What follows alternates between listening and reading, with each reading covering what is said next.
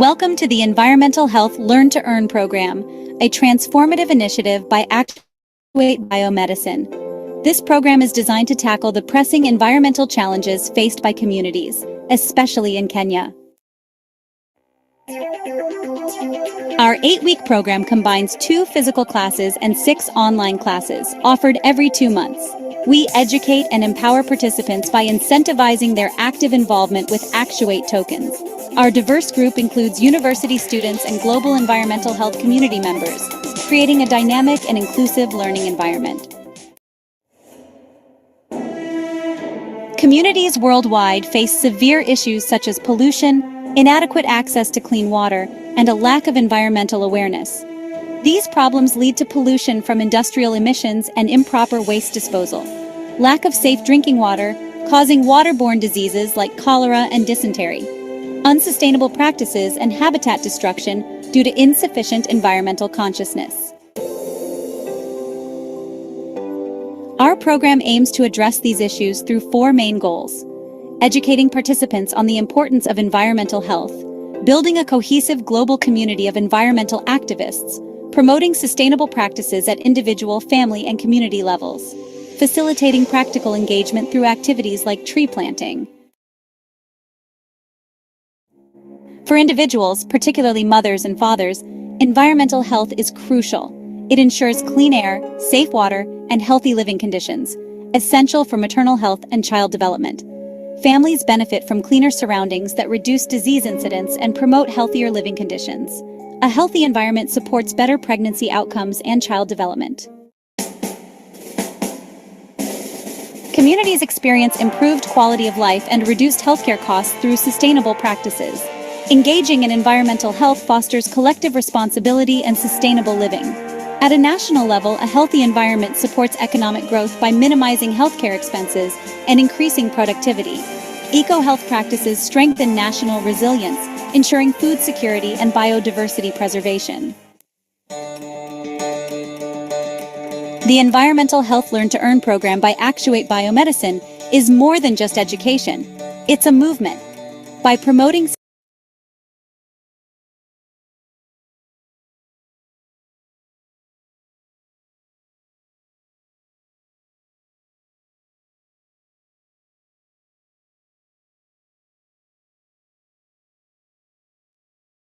Good evening, everyone. It's 8 p.m. We shall now commence with our class for today. I would like to welcome everybody to our 4th cycle of the Environmental Health Learn to Earn program, in which we go through various environmental issues and we discuss the different ways of finding our solutions to the issues identified. And for this 4th cohort that we have been having guest speakers taking us through their field and adding to our knowledge on key issues on environmental health. So for today's program, we shall be having a presentation by Cynthia Nekesa. She'll be taking us through an area of expertise, and then followed after the presentation, we shall be having thoughts and commentaries by our CEO, Dr. Macharia. And then we shall be having an interactive session in which anyone who has any questions, would like to know more, would like to see clarity, can ask any questions, and it shall be responded to. And after that, we shall be having the signing of the attendance form. As I've mentioned, this is a Learn to Earn program in which every class attended earns you an Actuate token, which is the Actuate Biomedicine's cryptocurrency. And this is in part of our incentivized learning program. So once again, welcome everybody, and let us hear from Cynthia Nekesa. Welcome, Cynthia Nekesa.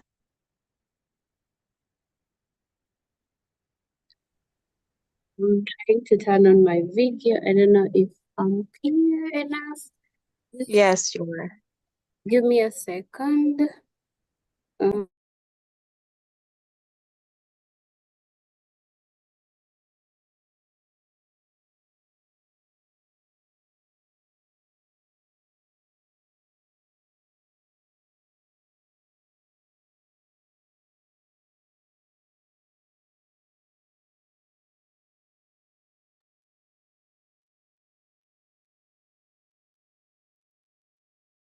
Hey everyone, I hope you're getting me.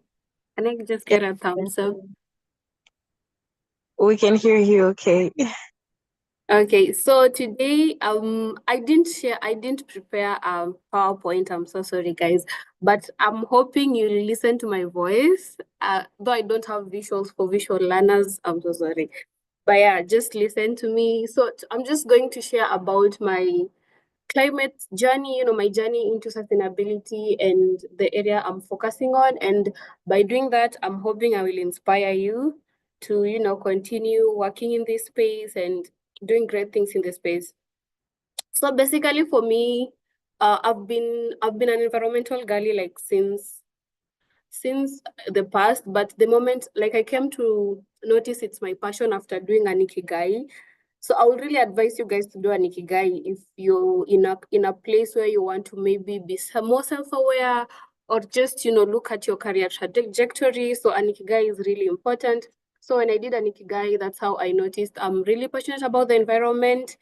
And yeah, so I just started like working in that space.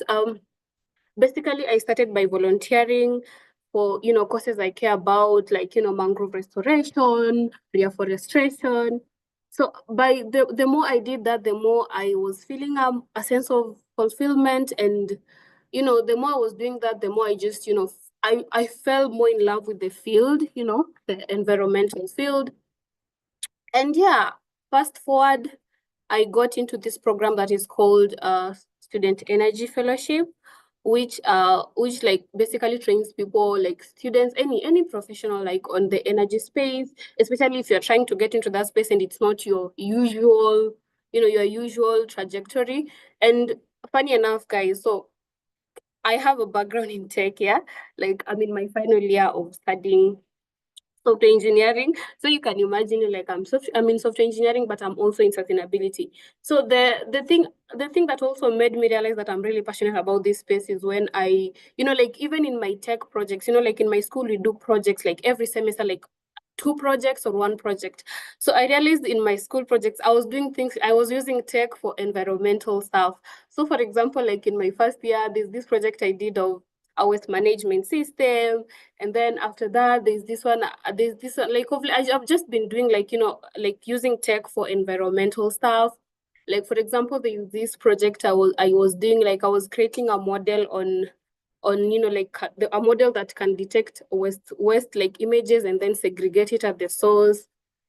So it has just been in that space. And also like there's this project I did for an organization I'm working with, where like we were trying to create a chatbot for like environmental education, so yeah, so that is just how I found myself in this field. And just trying to work with like the knowledge I have and also gaining new knowledge. And so currently I'm working on a project in the clean cooking space. And when I say clean cooking, people ask, what is clean cooking? So like because like it's not something that people are accustomed to as much yet. It's like a very big problem, especially in our African continent. Yeah, so currently I'm working on a project in the clean cooking space. And I fell in love with this problem because I've been there, like I've experienced this problem. I've seen my mothers, my neighbors, and people in my community experiencing this problem. So when we talk about clean cooking, what we mean is that, people are using unclean fuels to cook, and you want to like help them have better access to technologies that are cleaner. So for instance, especially like let me talk about me, like in my context. So I come from a community in Kenya, where like most of the people, they use like firewood to cook. And so we were looking at it, like looking at the problem. When I was doing like my market research, I was looking at the problem. And like it like has a lot of effects. I was noticing a lot of people with eye problems, same to me, like even like my immediate family, and even just people in the neighborhood, like they have problems with eyes, health issues, respiratory issues. It's just a lot. And like people don't even notice the impact of this. That is the sad part. Like people don't even notice the impact of this. And then the funny part again is that, like there's no finance, like the climate finance flows to other areas, but not clean cooking. Because previously people are not taking it as seriously, but of late at least people are taking it seriously. We even have a Clean Cooking Alliance, which is really like a good step towards ensuring, Kenyans have like better access to clean cooking technologies.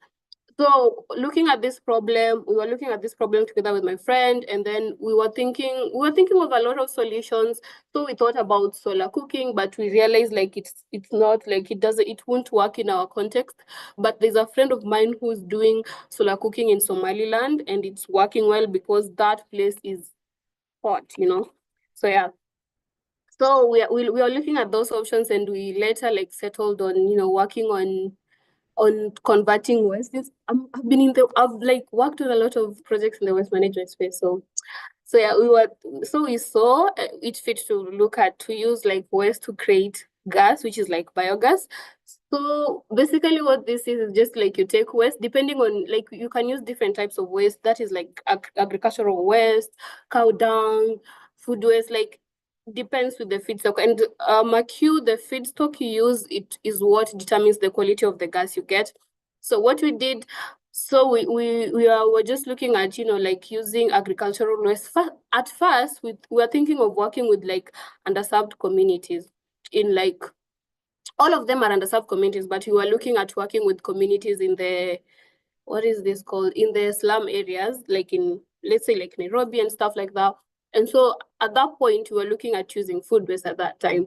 But like when we did our systems thinking, and we did our like deep-rooted analysis, we realized that this solution is better, is like more needed, in our community, in like our rural communities. So we saw it fit to like use agricultural waste in the rural communities.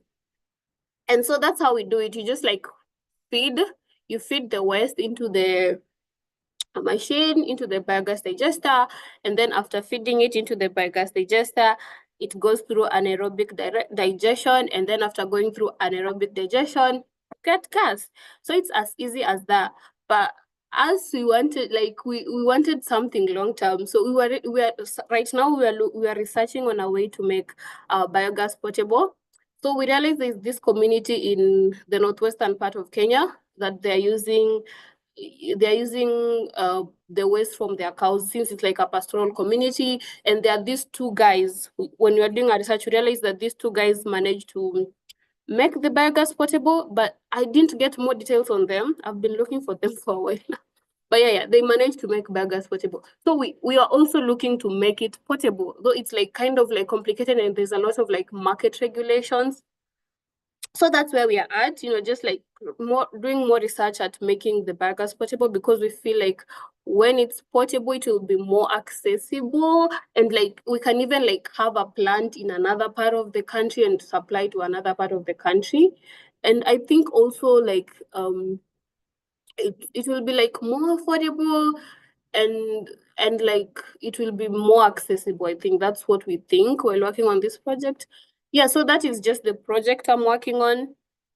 And apart from that, I'm also like working with with two friends of mine on a project in the carbon space. It's a direct air carbon capture, and what we are planning to do there is we want to use DSC technology to capture carbon directly, and also in that process get carbon credits and all that. I know carbon credits is a heated topic.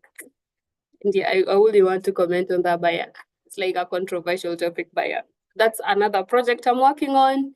And then another project I'm working on is just the tech ones, using my tech for this field, especially I'm still working on my model, the waste segregation model, and also working on a chatbot for a company.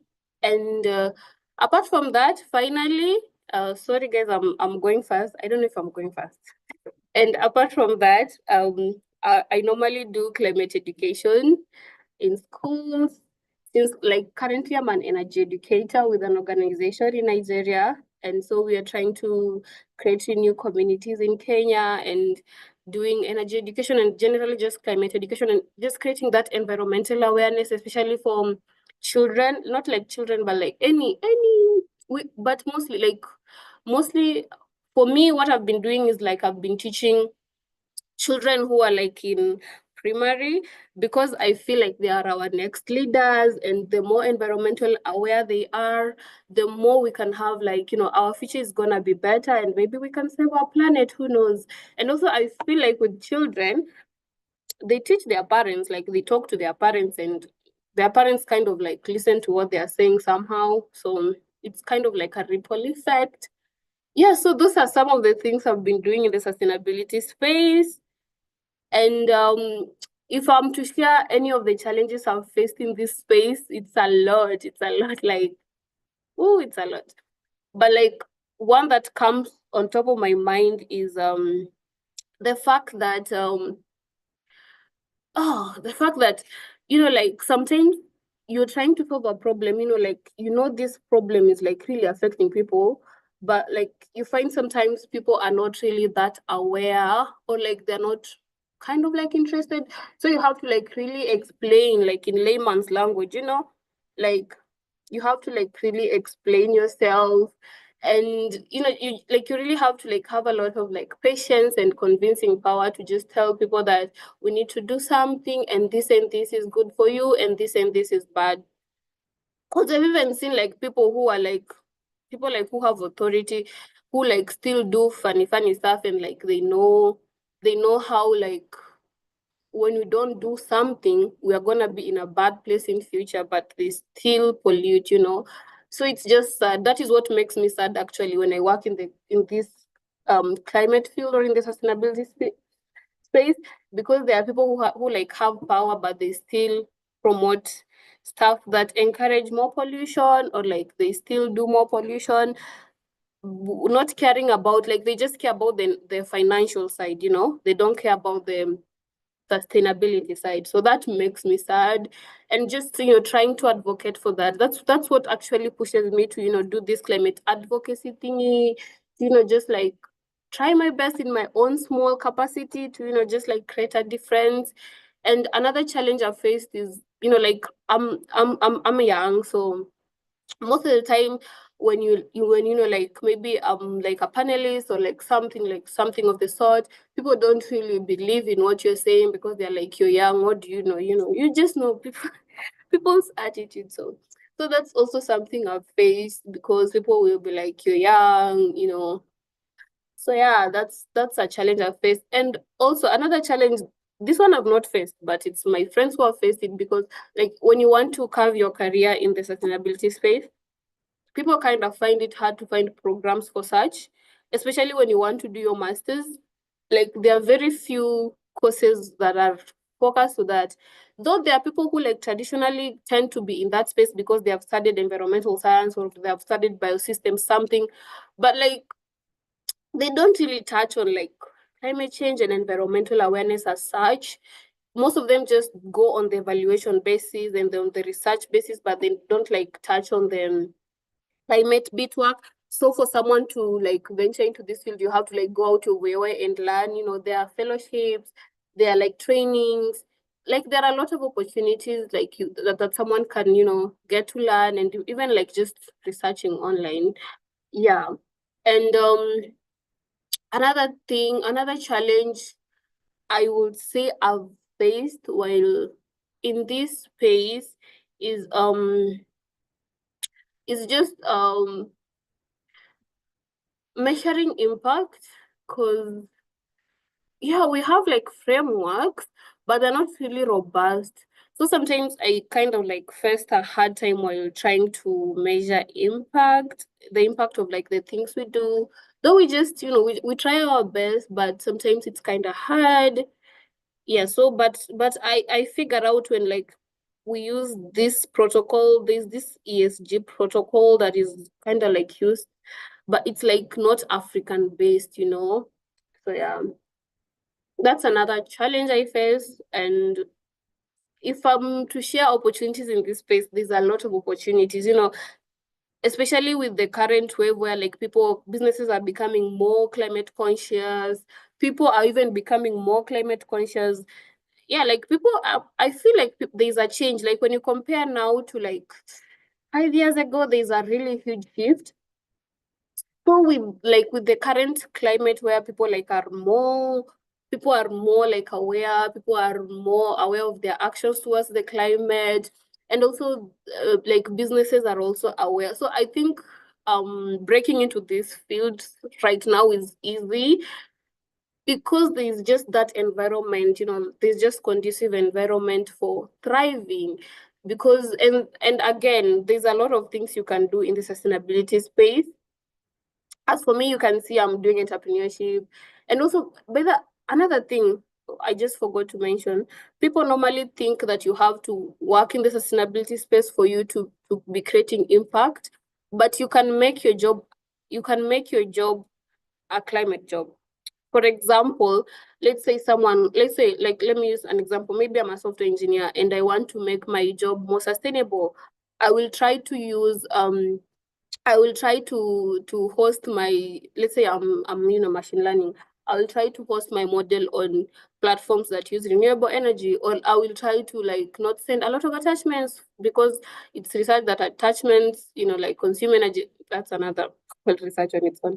But yeah, like, and like there's a way you can make, just like, even like maybe when you're in the office, like an administrative job, not littering, or separating your waste so that when people recyclers come, they can easily take like there's a way you can just like make what you're doing to be more sustainable. You don't have to move to this sector completely like how I'm doing it.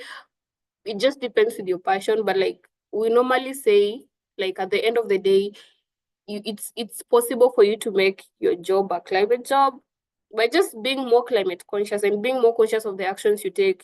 Just small actions like switching off the light when you're not using it, or just like not throwing litter, not throwing plastics, or not throwing just litter anywhere.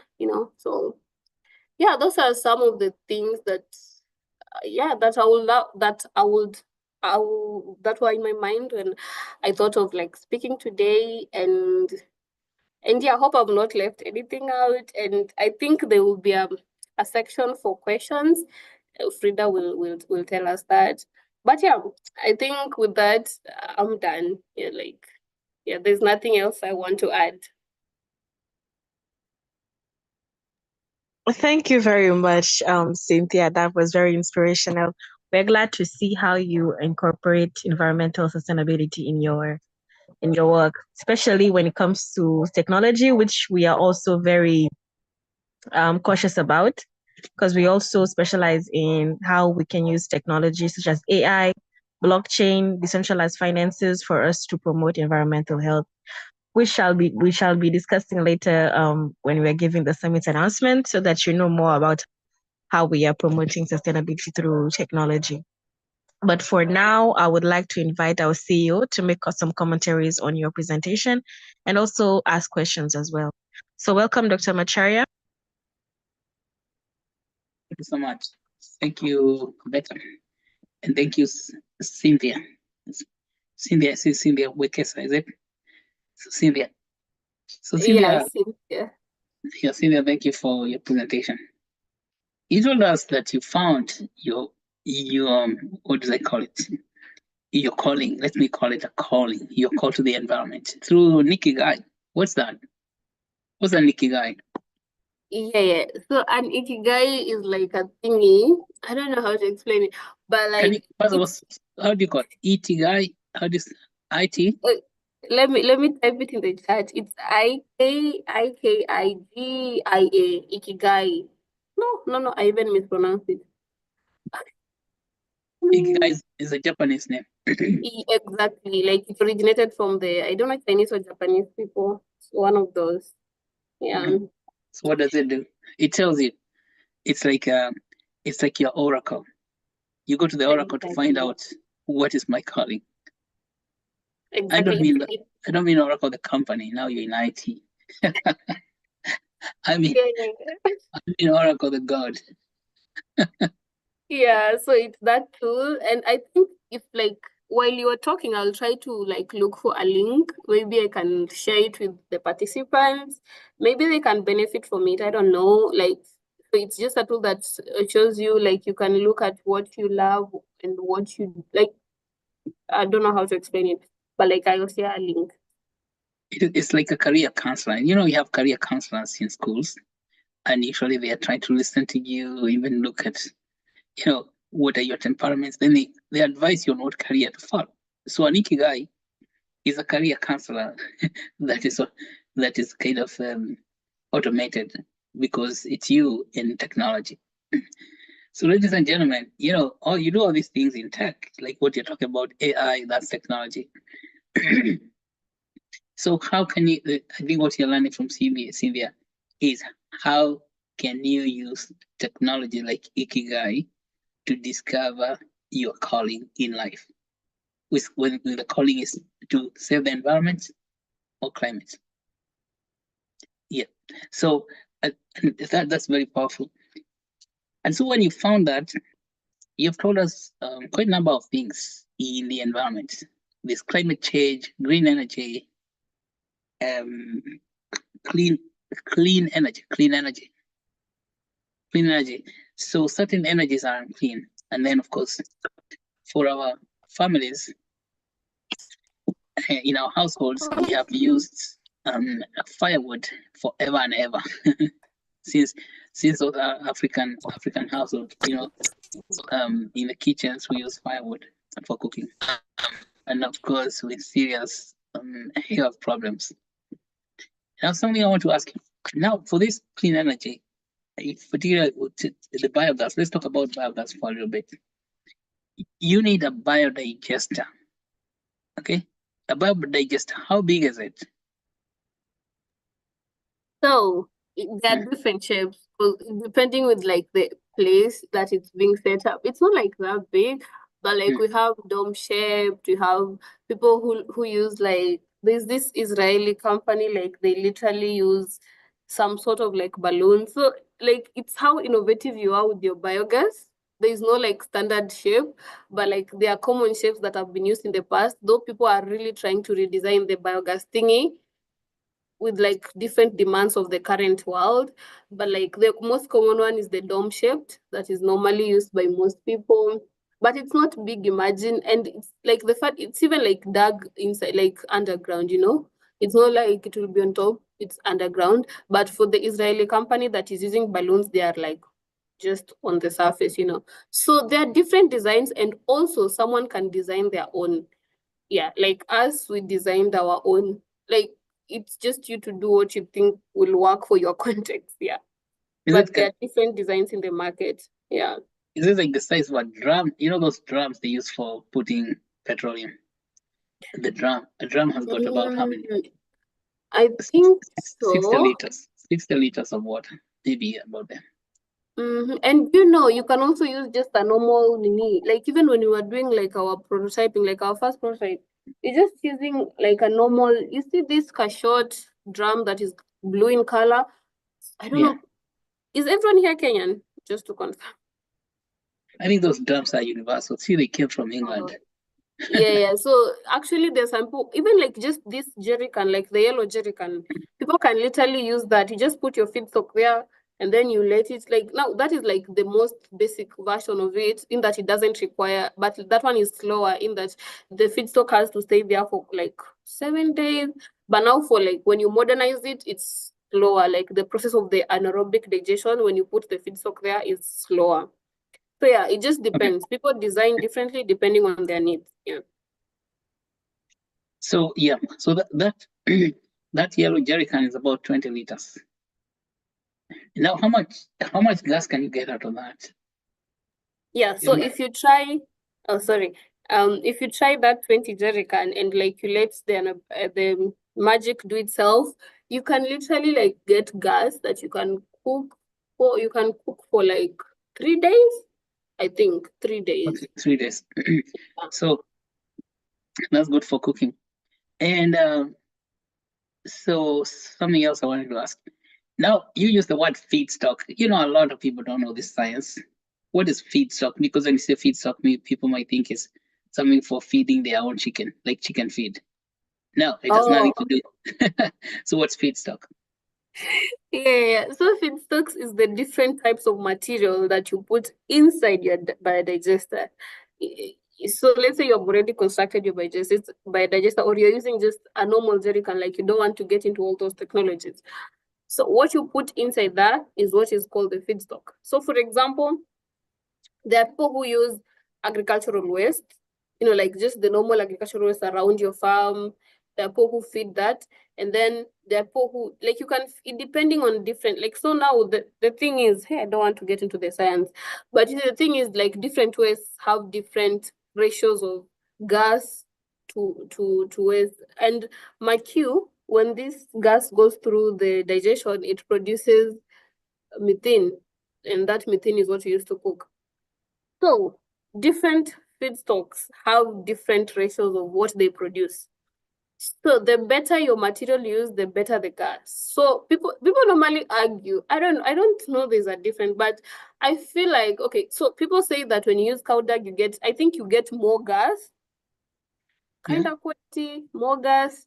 And then it also depends with how you mix it, There's a lot of dependence. So basically, feedstock is what you feed inside. So people can use cow dung, you can use the agricultural waste in your farm, you can use food waste if you're in Nairobi.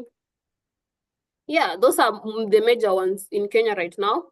But I'm sure there's a company somewhere using another type of feedstock. But yeah, those are the common ones being used in Kenya. Yeah. Yeah, it's bio. Let's say bio. It's called biodigester. So what you're using is bio refuse. Now, I think for people who do not understand why bio refuse is because bio things like plants and even cow dung is made of carbon. Carbon itself, okay, it has got carbon, but because carbon is attached to other things. So what you're trying to extract from there is carbon that is attached to hydrogen. When one carbon is attached, I think 3 carbons attached to hydrogens, they're called methane. How many hydrogens are there in chemistry to get a methane? I think Frida knows. Frida is a chemist. He's a chemist person. How many carbons are in methane? Frida. One methane molecule, 3 carbons, isn't it? And because carbon attaches to several hydrogen, that means there will be 6 hydrogens. And that now brings us to the idea of anaerobic, because people don't know this. If anaerobic respiration is what? What is anaerobic? Because it's talking about biodigester is going through anaerobic digestion. That's the feedstock. When you put all that refuse there, let's call it agricultural refuse. But you cannot put plastic there. Can you put plastic in the biodigester? So there's another technology that is called pyrolysis. Actually, a friend of mine is doing a project in that space. I had wanted to do it before, but I got discouraged by someone. But yeah, there are people who are using plastic, but them it's not anaerobic. For them, it's called pyrolysis. And Yes. it also produces gas. Yeah. Yeah, so that's good, so that people know. Because if you're making a biodigester home, don't put your small, those plastic papers. It's so you want to put only agricultural refuse, cow dung. Cow dung is why it's called bio is because what is biological. Plastic is not biological, it's petrochemical. See? So you don't want to put petrochemical in a biodigester. That's not good. And then so it generates methane. Anaerobic respiration means that you do not allow any oxygen to get in there. Because if you allow oxygen to get inside there, what would happen? All your agricultural refuse is going to rot. So you get rotting instead of getting gas. And you see rotting now, that's a different procedure. So it's not going to be effective or efficient in giving you gas. Now, I think for every say gram of, let's say, every quantity of feedstock, depending on what you put in there, you get different quantities of methane coming out. So cow dung, I think, has got the highest intensity of methane coming out. Because cows, first of all, they have already digested all the, a lot of stuff that is used for providing energy to the cow. And what comes out there is high density carbon. That's why I think the methane is much, much higher. Now, when you make that digester, you said you bury it underground, or you can leave it on the surface. But you need to apply heat energy to make it digest. Do you need to heat it, or you just let it just do its job on its own?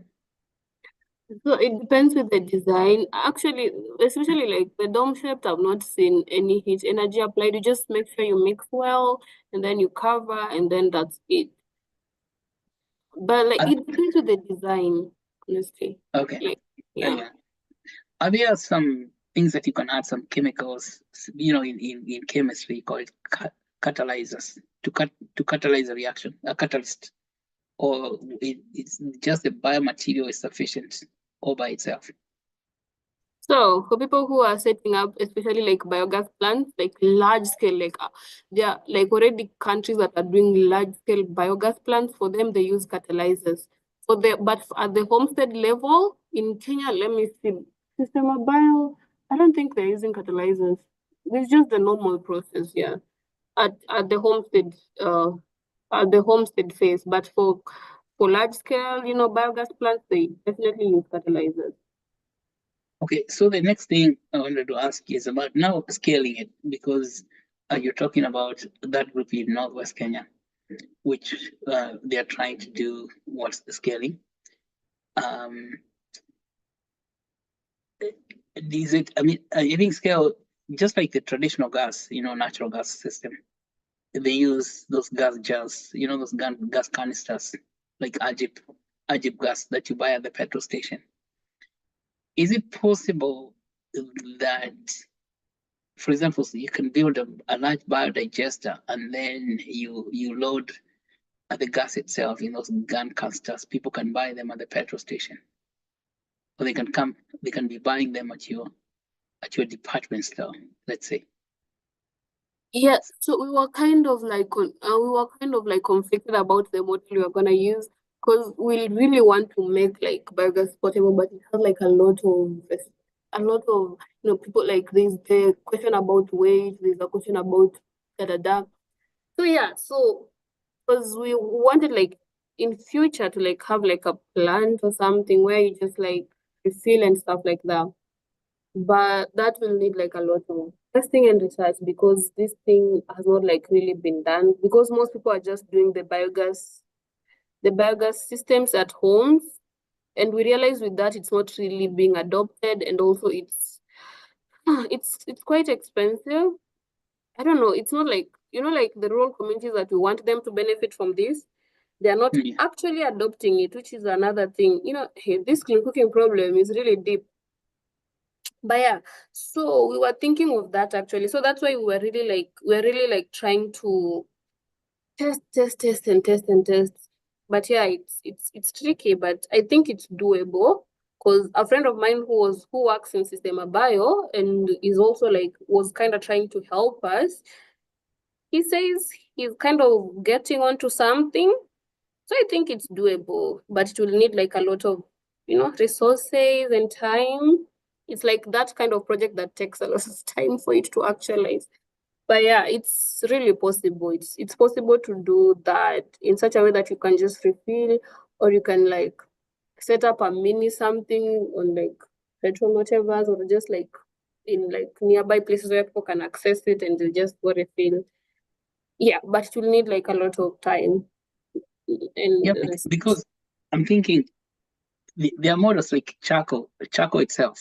You see, charcoal, people don't make charcoal in their own households, but they are actually charcoals. There are some people burning charcoal there in the forest. Then they put them in a sack, and then they can actually distribute it. So you see, charcoal has reached a level of scalability, because there are people now. You can see in this scenario, you can imagine people generating biogas somewhere. You have a big biogas generating station, like a factory of biogas, and then you put that gas just like people put charcoal in in charcoal sacks, in those sacks, or maybe, and then they bring them to Nairobi, and then actually in the city they're selling charcoal, measuring with a small small measures like kasuku. One kasuku of charcoal can last, maybe can cook ugali for about 3 days or a week, depending. And similarly, then you can envisage a scenario whereby you have managed to mobilize resources and you have a biogas generating factory, and then you put that biogas in canisters, just like now Ajib gas, and then you can distribute it to the city. You see, that, particularly if it's coming from animal refuse, that I mean, even agricultural refuse. So a place like Nyandarua, you get lots of biogas because there's a lot of agricultural refuse, even in Meru, where there's lots of rain, even Western Kenya, in the Kakamega rainforest. But then instead of having people producing biogas by themselves, they're actually buying canisters of biogas. See? Then the question is, what are the economics of such a project? In it now, where you'll be having trouble right now with that economics is because the manufacturing process, that means that putting that gas in canisters can be prohibitive in the centralized economy. But with a decentralized finance, DeFi, which is why we are here, decentralized finance, it's going to be possible to do exactly what we say, that you've got your own manufacturing plant, and then you are able to put that gas in canisters, and then you can sell those canisters to consumers in the community. Yeah. And that's in a decentralized finance, because that would be consumer, like if you're in a group, say in a county, in the rural area, everybody can participate in funding that type of projects. We're using what is called quadratic funding on the blockchain. And these are the details really we want to unpack very seriously, even at the summit. So we can ask ourselves, how can we use decentralized finance? Right now, it's very difficult to raise money. You cannot find anyone, like do Harambe to build such a plant. People in the village will not even comprehend, as you're saying. Is that awareness? It's very difficult. But then decentralized finance, which is computer science, you're already in computer science. So that means that you can mobilize money at the global level using decentralized finance. And maybe we can unpack this as we go along, but this is going to be one of the major subjects of the conversations at the summit in December, which is coming in about 2 weeks. Yeah, because not only, let's say, the clean energy, but all kinds of community-based problems that are having serious difficulties raising funds. We now have the technology, decentralized finance, which is, of course, cryptocurrency on the blockchain. That if you propose the project properly, and you have thought about the engineering aspects of it, because biogas is not really high-tech engineering, it's actually engineering that's accessible. I have seen the biodigesters at JQuat. Have you seen them? They make biodigesters in JQuat at Jomo Kenyatta University on Thika Road. Are you in Nairobi? No, currently I'm not in Nairobi, but I was in JQuat before I dropped out. So, but I never saw them. But that's a good thing. I think I will need to go check them out. Yeah, your alma mater, JQuat. That's yeah, because JQuat is very big. There are quite a number of departments there, but I toured the whole place. Now that project where they make biogas digesters is in Department of Engineering. I mean agricultural or mechanical engineering, someone. But Professor Kihato, he's my friend. I know him. So they make biodigesters, and very seriously impressive work. But what is surprising, or maybe not even surprising, is that there are a lot of people, PhD students, who actually designing those biogas to become very efficient. They even they have written dissertations about them, but that knowledge is right there in the university. It does not get out of there. And that's because they did not know anything about decentralized finance. Okay. So that's what we are talking about, getting that knowledge out of JQuat into the, say, for example, into your hands. So you don't have to worry about designing everything. They have already designed it in the most efficient way, even making them large scale, even they have designed canisters where you can can that biogas in the methane so that it can be distributed just like Ajib gas or Total or something like that. Very exciting. Now, so how are you going to apply your computer science, let's say your software engineering in all this? Yeah, what are you going to do? So, do you know, talking of decentralized finance, do you know I've ever thought of doing something in relation to that? Like, but my problem was like the problem statement I had, I was participating in this hackathon. Yeah. And my problem statement was, how do we enable finance for access to finance for energy solutions? And the first thing that came to mind was blockchain. But I didn't really get into it because I've not ventured, like I've not been looking deep into blockchain, though it's a specialization in my university. So yeah, but like in my project, how I can use technology is IoT. Like I was thinking of actually not I was thinking, but like in our prototype, we were trying to use IoT in such a way that people can track the level. Like we want our gas cylinder to be in such a way that people can track the level of gas, so that gas doesn't just finish like boom, the gas is done. You know, like it's really annoying, and like people can plan better financially. You know, they're like, my gas is at 2% and I need to refill it. So that's what we were thinking, like having like some sort of tracker in the is the class now? Give me a minute. You have to go to class. No, this no, it's okay. Okay, I continue. Yeah.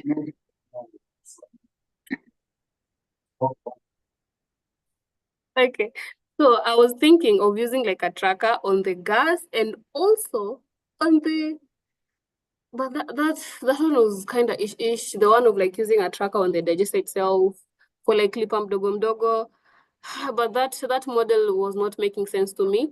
So what I'm thinking is just using a tracker on the gas itself to track the gas. Yeah. Okay. Now, so there are two things. One is Web3, the decentralized finance. You need to understand decentralized finance. You need to jump into it very deeply because that solves the scalability issue.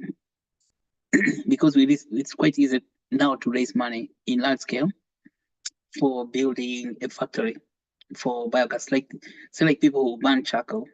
It's not everybody who is burning charcoal, but people buy charcoal. It's distributed to them. And of course, then you would need money to make those canisters, to distribute the gas to the consumers. So that requires money, quadratic funding. And because you actually already know technology, this is going to be very easy for you to do. It's a smart contract. So like for example, Actuate operates on a smart contract. That's Actuate token. It's operating on a smart contract written with Solidity. So now if you already know how to write code, Solidity will not be so complicated for you.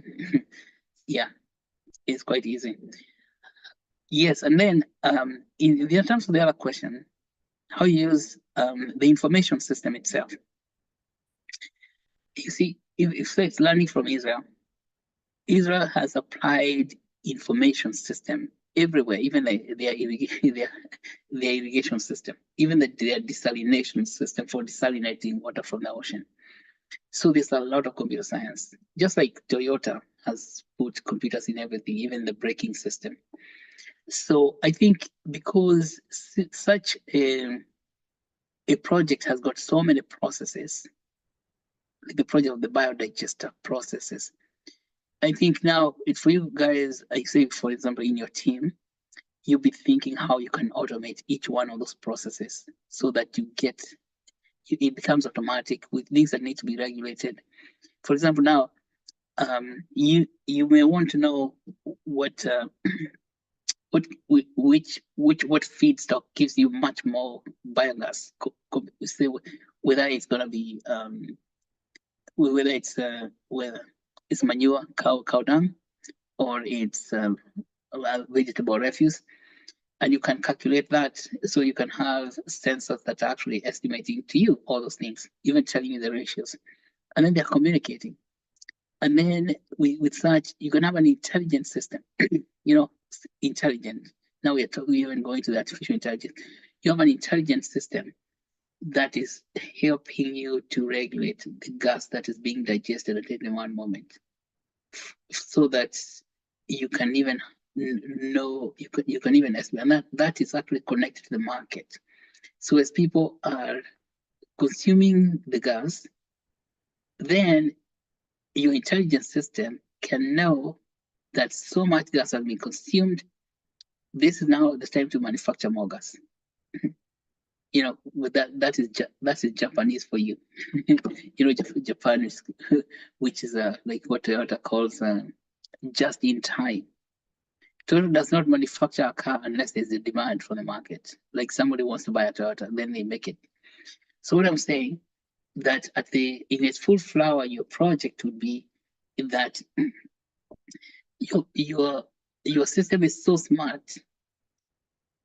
so you can know who now needs gas tomorrow. As you're saying, you have a sensor system that is sensing for the customer. The customer can tell when the gas is going to get finished. But how about the biodigester itself? Can it know when that customer is going to finish the gas?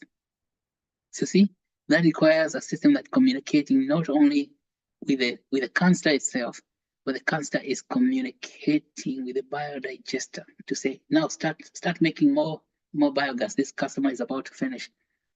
That means there'll be no inventory. You don't need to manufacture so much gas and keep inventory.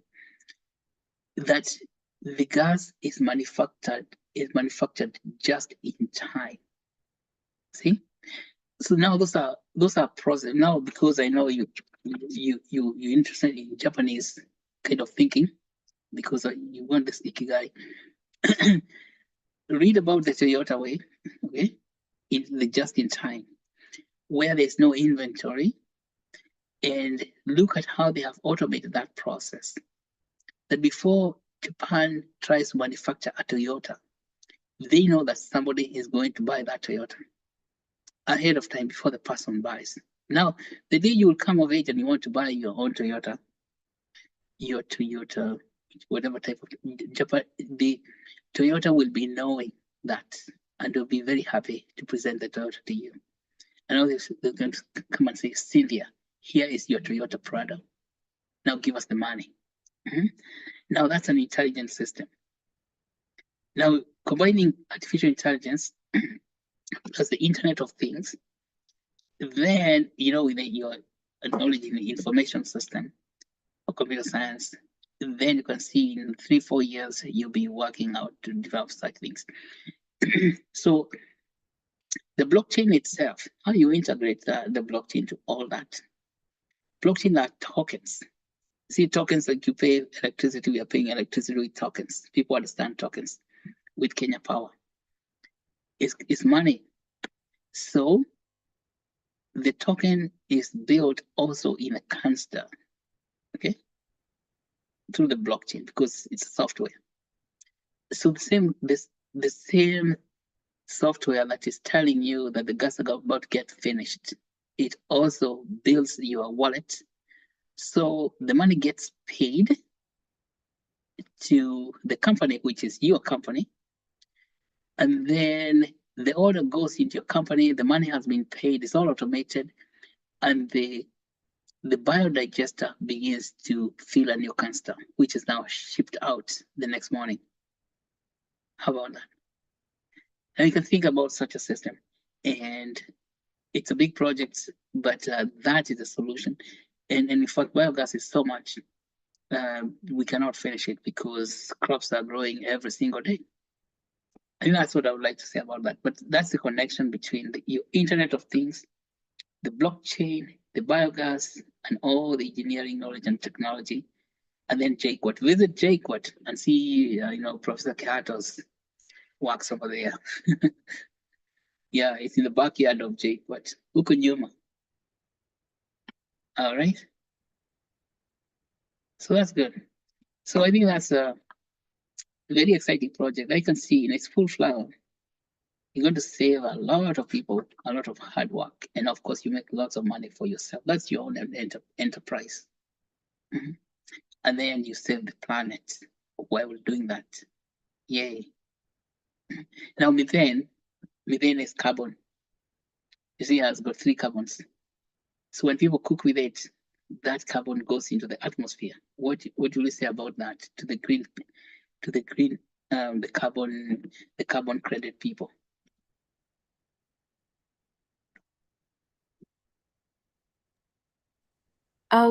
What did you say again? When you cook?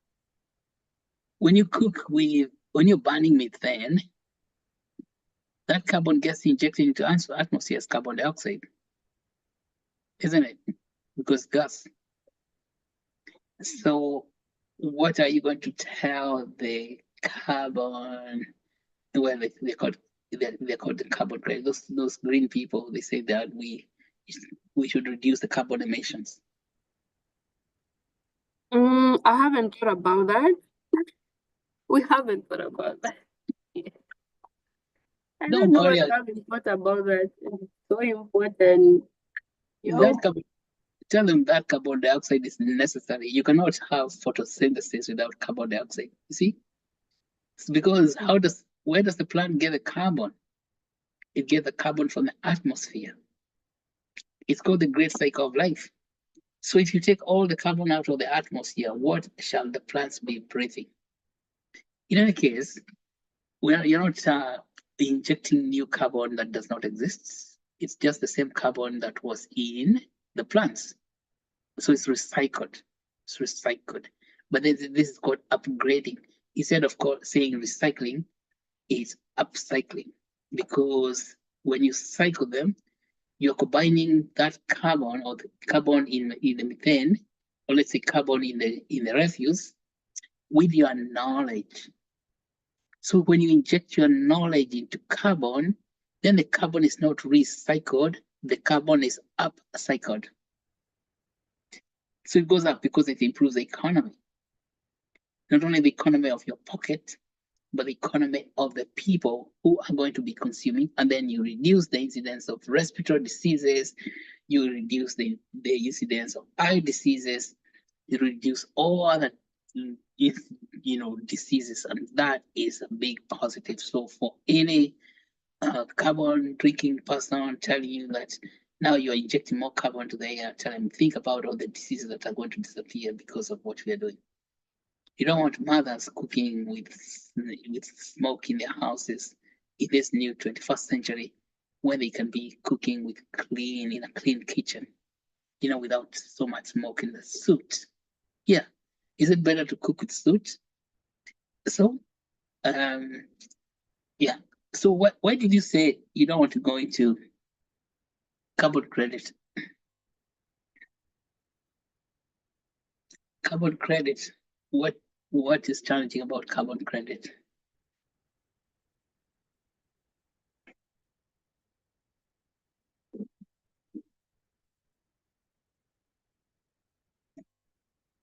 Oh, I don't know what's going on. Cartier. Give me a second. I'm trying to switch my room. Is that okay? Yeah, I can hear you. Okay. No, it's closed. What I was saying is about carbon credits. I'm not running away from it. I said it's like a controversial topic, because people have very strong opinions, very different strong opinions about it. But for me, I think it's a good way of climate finance, because a lot of companies, especially in the cooking space, have been benefiting from them and ensuring that people who couldn't otherwise afford their products are affording it. So in as much as the whole story, like it's a controversial one, people have like very different strong opinions. So yeah, but I think it's kind of helpful because I don't know, I look at it in a weird way, in that like, you know, like the way those big people are the one who control the credit, the carbon credits, and they're gonna make sure it's there whether you like it or not. So why not just go ahead and use it to help maybe help the product to be more accessible, or like help someone access more climate finance. So yeah, that's how I kind of view it. But yeah, for me, I would definitely use carbon credits if it helps the project to be more accessible, or if it helps access more climate finance. So yeah. Yeah, I think the decentralized finance, when you enter into decentralized finance, you will access the finance that way through quadratic funding or retroactive public good funding. Then you will have access to a lot more finance than you can get from carbon credit, because carbon credit is centralized finance, and they give credits to people who are providing carbon sinks. Carbon sink is drinking carbon from the atmosphere. Okay, that's planting trees. So trees are the ones that drink that carbon, as we say, from carbon dioxide. Yes, even planting trees. But now we have the new financing technology, which is decentralized finance. So if you pay very close attention to how the decentralized finance is going to work on the blockchain, then even carbon credits, I think in a few years, it will lose its meaning. I tell you what, because this new technology for financing, which is very directly congruent, is totally aligned to environmental thinking of environmental consciousness. So we don't have to be doing those kind of sophisticated financial engineering, like what carbon credit is about. In order for us to get money for the environment, or for the environment sustainability projects, carbon credits came along when people could not figure out how to raise money. This is an economist. But carbon credit is going to get surpassed by the decentralized finance, just like the way the post office was surpassed by the email. You see, when the email came, you never needed to go to the post office to buy an envelope and stamp to send your letters. So carbon credit is going to be in that state, the state of a post office and email and physical letters is compared to the email. So the blockchain is the email of carbon credit. Yeah. So I think you don't even need to worry about the controversies they have over there in carbon credit, because their time is gonna get finished very, very soon. I don't think they will last a decade more unless they fight very, very hard. People I'm talking about people in centralized finance. Anyway, I think that's a great discussion. Thank you so much for enlightening us. Great work you're doing. I think the brilliance of this work is combining information technology and clean energy. Now that is something monumental, as we said, and it's gonna take first of all, it's a huge opportunity for the future, and that's what Israel does. The reason Israel is so wealthy is because they look at how they can use information technology to amplify every single thing that's happening there, whether it's water harvesting, water distribution, whether it's growing crops management, agriculture, it's how they can automate all that work. So everything is automated, just like I was explaining about that just-in-time mechanism for Japan. So Israel learned its lesson at Haifa. You know the Haifa in Israel. Yeah, that's where they teach all this stuff. All right. Thank you so much, everyone, and back to you, Becca.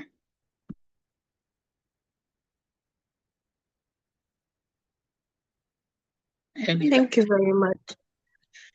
Thank you very much, Doc, and thank you very much, Cynthia, for this engageful session in which we have learned a lot, even some new terms. I wanted to also ask you, what does that Japanese term mean? But I looked it up and I understand it. I'm definitely going to go check it out later. So thank you for your presentation today. If anyone has any questions, any last remarks, please feel free to ask. It is an open floor. And if you do have a question, please either write it in the chats or you can unmute yourself and also ask further questions. If you do, as I wait for any potential questions, I would like to now invite Diana to give a brief overview of our summit in December, so that all of you plus the newcomers can get the updated information on our summit. So welcome, Diana.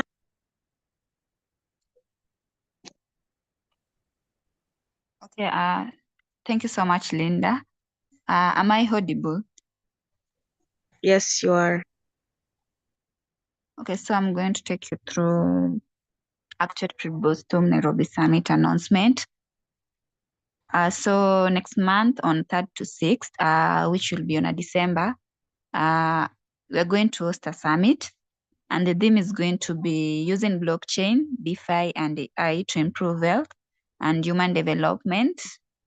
So you need to register, you need to book a booth, and you can also become a sponsor at the summit.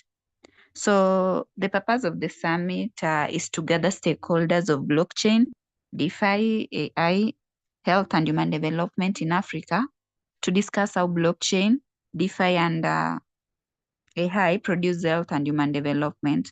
So that is the purpose of the summit. And so for you to come to the summit as an attendee, first of all, you can either come to the summit as an attendee, as an exhibitor, as a speaker, or as a sponsor. And you can also come to do your poster competition. So for you to come as an attendee, we have a free pass, where for you to secure this free pass, you need to set up your wallet, and you acquire 5 Actuate tokens on PancakeSwap, which will cost 1,000 shilling. So you'll create a liquidity pool using these 5 tokens to get the NFT number for the pool. So that will be the free pass if you acquire the NFT number. So remember, this will allow you to join and participate in the summit, whereby you'll have connection with thought leaders, and also you'll gain invaluable insight into the future of wealth and human development across Africa. So you can register as an attendee, so that is a free pass. Also for the exhibitors, if you come to the summit as an exhibitor, so the reason why, first of all, the reason why you should exhibit is that you'll get a chance to reach a targeted audience. You'll also gain industry exposure. You'll also network with key decision makers, and you'll also generate qualified leads. And the benefit that you'll get for becoming an exhibitor is that you'll get a prime booth location. You'll also have the opportunity to network, and you'll also get a high foot traffic, where you'll benefit from the conference, extensive marketing reach, and you'll also attract a steady stream of potential customers. So for the exhibitor booth fee, you need to pay $1,000 so that you can come to the summit and do your exhibition. Also, if you go to the list of our speakers, right now we have got varieties of speakers. The list is pool. So if you go to the list of speakers, for example, one of our speakers, we have Dr. Michael Magoa. We also have Professor David Ndetei, Brian Koyundi. We have got a lot of speakers. You can go to our website and check. You can also go to the website and check the program. And also for the sponsors, there are sponsorship opportunities. One of them is a title sponsor. Then we have a diamond sponsor who pays $10,000. We have a platinum sponsor who pays $7,500. Then we have a gold sponsor who pays $5,000. Then we have got a silver sponsor who pays $3,000. Then a bronze sponsor who pays $1,000. And each and every type of a sponsor have got their own benefits if they get a chance to sponsor our summit. Yeah, so let us work hard and secure the free pass for the attendees because it is almost, the summit is almost, it is only 2 weeks. Then we are approaching the summit.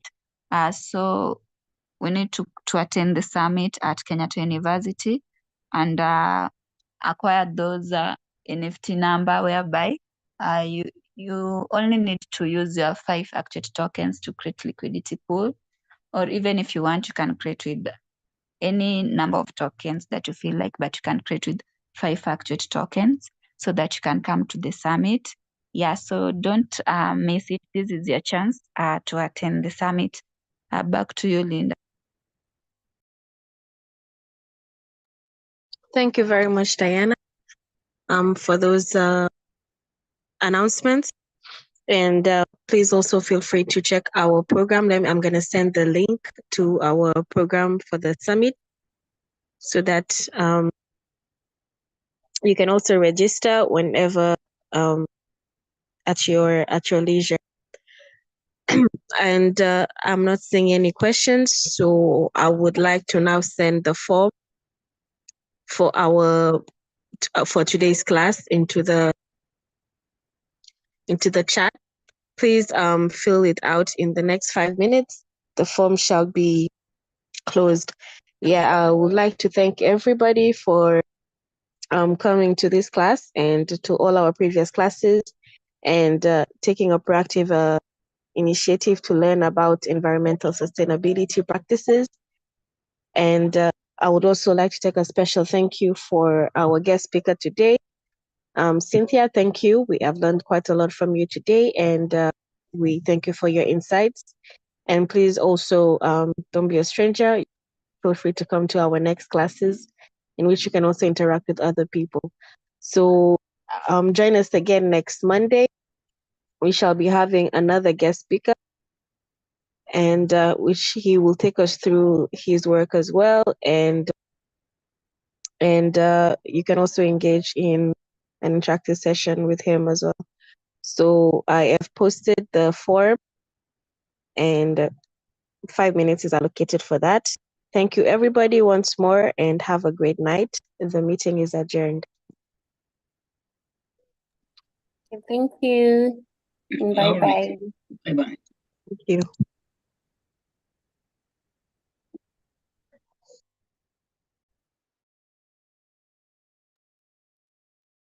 And please, after you filled out the form, exit the group so that I know you filled out the form.